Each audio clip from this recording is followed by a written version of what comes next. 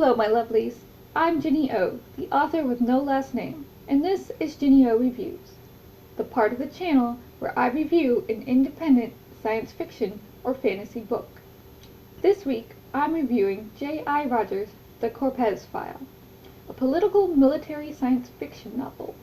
You can find J.I. Rogers, or Jen, on Twitter at JIRogers_author, or on her website, JIRogers-author.com. From the back of the book. As if being born diasporan wasn't enough, technician Nash Korpes had the bad luck to resemble his Terran ancestors almost identically in both form and manner. These traits, though highly prized by the Special Projects Division at the shadowy Korlune Military Research and Development, mark him as a specter from their warlike past. With only his intellect holding his sanity in place, he wages a private war against the entire socio-economic status quo and begins to uncover the truth that threatens them all. Friendship alert! I recently met Jen through my new website project, Our Own Worlds, a speculative fiction community for independent authors and readers. She submitted her book to the group for vetting purposes, and it became a tribute for my channel. All actual novels became tributes. I'd consider her an acquaintance at best, and I hope to get to know her better. That is, as long as I don't offend her with this review. Note: if you've noticed that I'm pronouncing Korpes differently from the reading, I asked Jen what the proper pronunciation was, and she explained. She also kindly said I didn't have to redo the reading, as Nash wouldn't mind. Thanks, Jen! So, let's get right into it. Do I like this book? And why? I did like this book. It reminded me of David Weber's Honor Harrington series and Jack Campbell's Lost Fleet series. And if those two series are your cup of tea, then the Korpes File is going to be a very good cup of tea to go with your Gingersnaps.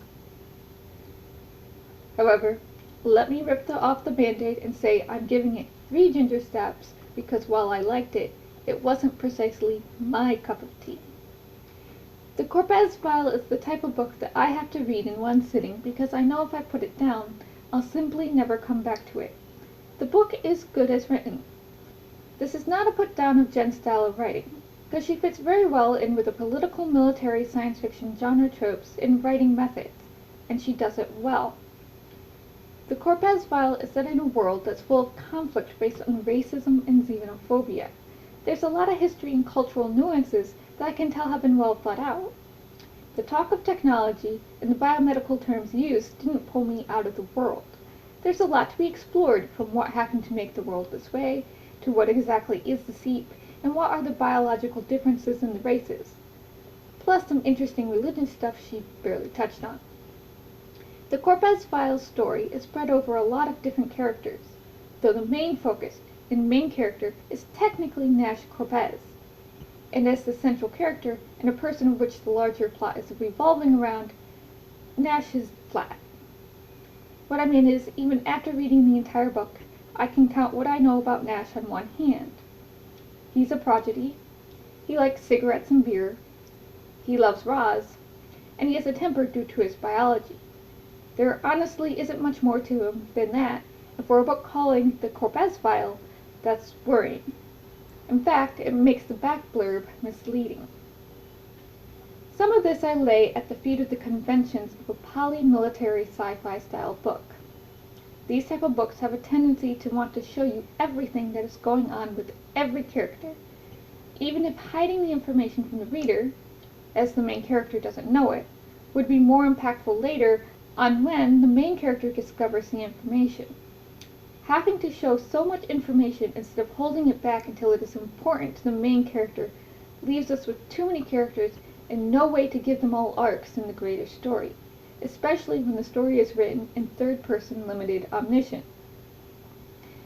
The real reason that this book didn't get 4 stars with me is that while I was reading, I kept waiting for the story to start.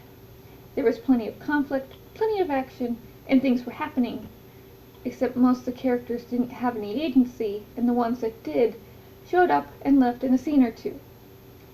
What I mean by agency is that they didn't have any control over the situation. Instead of taking action, they were reacting to what was happening around them. Nash especially. Nash is the person that I really needed to be sold on. And at the end of the book, I felt rather blank because Nash never had any wants in the story. There were no personal stakes for Nash in this conflict that was shown to me on the page. Therefore, Nash never set any goals. He didn't have any problems meeting his non-existent goals, and so he never made any progress either in the overall plot or really personally. I can say things happened to Nash. They happened. He may have even instigated them, off-screen. So I never got invested. I wanted to feel his desperation, the wrongness of what was going on. And it didn't happen. We weren't in his head enough. For instance, there comes a point in the story where Nash finally realizes that the drugs he's being given are being tampered with and asks someone he trusts to do something about it. We aren't shown any of his emotional journey leading up to "this isn't right," or him asking the medic to help. We're shown him finding a piece of technology specifications that can help him almost accidentally, but never why it is important to him to make such a request of the medic. The story as given feels like, okay, A, B, and C needs to happen so I can get to X, Y, and Z later. So I need these characters. Then no consideration was given to whether or not showing A, B, and C were really important in chronological order. And if showing A, B, and C at all were actually important, it would have been better left out for later for it to make impact with the reader.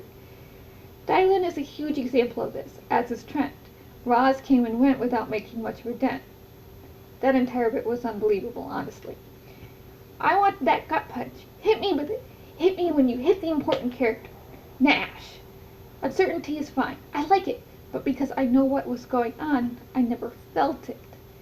If the book had been written differently to actually be character-driven with Nash being the focus, I would gladly go out and buy the next book of the series. I would be gobbling them up because there were a lot of mysteries not given. The things that should have remained mysteries were told, and the mysteries I wanted to know about were left just that, mysteries. Ugh!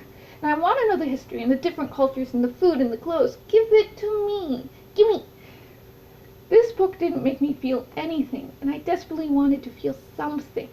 So, 3 Gingersnaps. I like the book. It is good as written.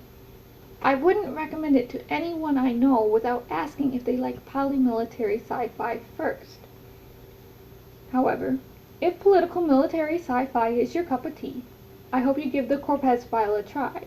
You can find it on Amazon or through Jen's website. And if you enjoyed this review, please give me a like, subscribe, and share. As for this channel, I'm doing this on my own time and with my own funds. I have set up a Ko-fi account, and any funds donated towards the Ko-fi will be used towards buying more books to review or better recording equipment. The link is in the description below. Every bit helps. Thank you! You can find me on Twitter at Ginny0 or at my website, ginny0.wordpress.com. That's Ginny, the number 0.wordpress.com. There you can find out information about all my fantasy and military urban science fantasy books, as well as the review guidelines for this channel. If there's a book you want me to review, please leave me a comment with the link to the book or contact me through my website. All suggestions welcome. Next time will be Ginny O Reads, where I'll be reading another selection from Our Own Worlds, Once Upon a Time in the Weird West, by Diane Morrison, a post-apocalyptic steampunk weird western. Oh, thank goodness. I'm not the only weird niche author out there. See you in the next video, my lovelies.